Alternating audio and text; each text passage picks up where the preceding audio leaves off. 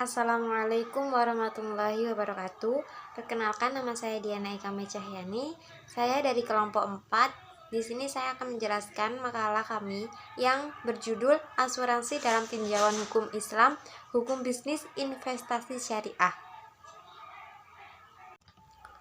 Yang pertama, kita akan membahas tentang perbedaan asuransi syariah dan konvensional, yaitu prinsip akad asuransi syariah yaitu adalah takafuli, artinya tolong menolong, di mana nasabah yang satu menolong nasabah yang lainnya yang tengah mengalami kesulitan. Sedangkan akad asuransi konvensional bersifat tadabuli, yaitu jual beli antara nasabah dengan perusahaan.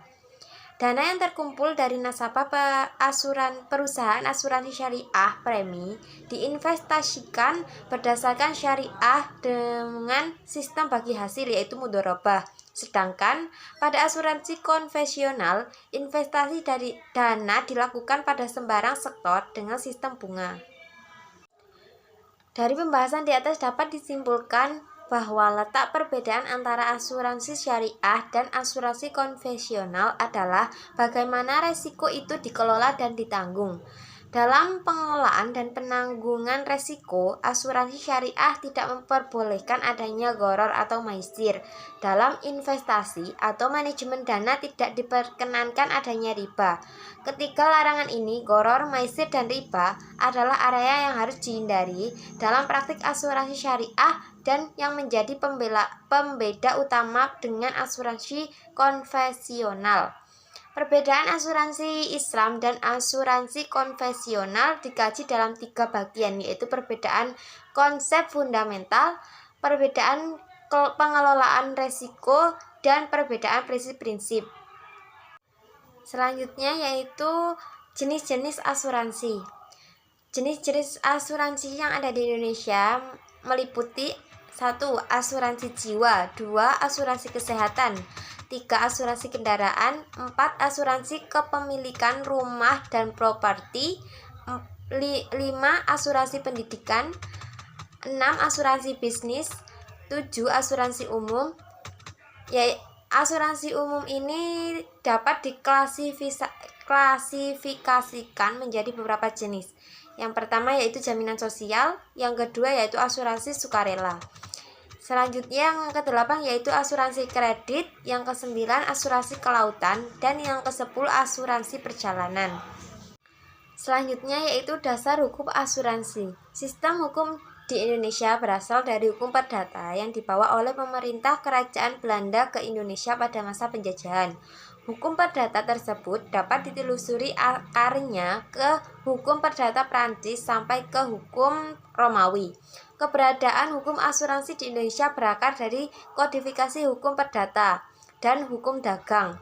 Pada permulaan abad ke-19, semasa pemerintahan Kaisar Napoleon di Prancis, pada awal itu hukum dagang Belanda hanya memuat pasal-pasal mengenai asuransi laut, sampai diundangkannya rancangan Kitab Undang-Undang Hukum Dagang tahun 1838 yang memuat peraturan mengenai asuransi kebakaran, asuransi hasil bumi, dan asuransi jiwa. Sistem ini yang dianut oleh Hindia Belanda dahulu sampai sekarang masih berlaku di Indonesia. Asuransi sebagai gejala hukum di Indonesia, baik dalam pengertian maupun dalam bentuknya yang terlihat sekarang, berasal dari hukum barat.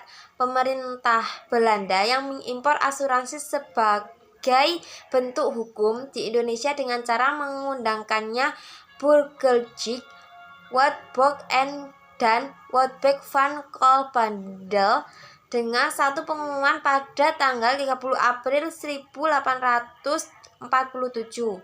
Kedua undang-undang tersebut mengatur asuransi sebagai sebuah perjanjian. Sebagai lembaga hukum, asuransi masuk ke Indonesia secara resmi bersamaan dengan berlakunya Kitab Undang-Undang Hukum Dagang yang diumumkan pada tanggal 30 April 1847 dan dimuat dalam Stadtblad nomor 23 yang mulai berlaku pada tanggal 1 Mei 1848.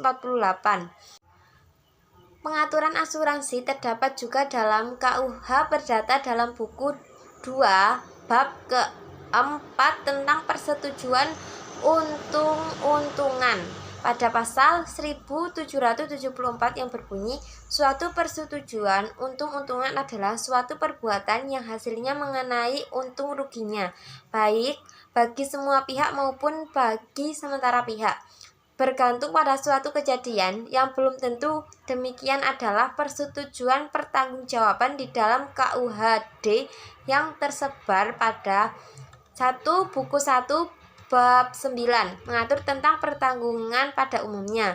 2 buku 1 bab 10 mengatur pertanggungjawaban terhadap bahaya kebakaran, terhadap bahaya yang mengancam hasil pertanian, dan tentang pertanggungan jiwa. Ketiga, buku 2 bab 9 mengatur terhadap bahaya-bahaya laut dan perbudakan. 4. Buku 2 bab 9 mengatur tentang pertanggungan terhadap bahaya-bahaya dan pengangkutan darat. Kelima, Undang-Undang Nomor 2 Tahun 1992 tentang usaha perasuransian. 6. Undang-Undang Nomor 40 Tahun 2004 tentang perasuransian. Yang ketujuh, Peraturan Menteri Keuangan Republik Indonesia Nomor 53-PMK.010-2012 tentang kesehatan keuangan perusahaan asuransi dan perusahaan reasuransi. 8. Peraturan Otoritas Jasa Keuangan POJK terhadap hukum asuransi pasal 247 KUHD menyebutkan beberapa jenis asuransi, yaitu asuransi kebakaran, asuransi hasil pertanian, asuransi jiwa, dan pengangkutan. Akan tetapi dalam praktik jenis-jenis asuransi lebih banyak dibandingkan dengan jenis-jenis yang disebutkan dalam pasal 247 KUHD. Baik, yang terakhir yaitu tentang berakhirnya asuransi. Perjanjian asuransi pada umumnya berakhir dikarenakan 1. Perjanjian waktu berlaku sudah habis. 2. Perjalanan berakhir. 4. 3. Terjadi evenem diikuti klaim. 4. Asuransi berhenti atau dibatalkan. 5. Asuransi gugur. 6. Terjadinya kerugian total. 7. Berakhirnya jangka waktu asuransi. 8. Peralihan hak milik. Baik, cukup sekian dari saya, kurang lebihnya saya mohon maaf. Assalamualaikum warahmatullahi wabarakatuh.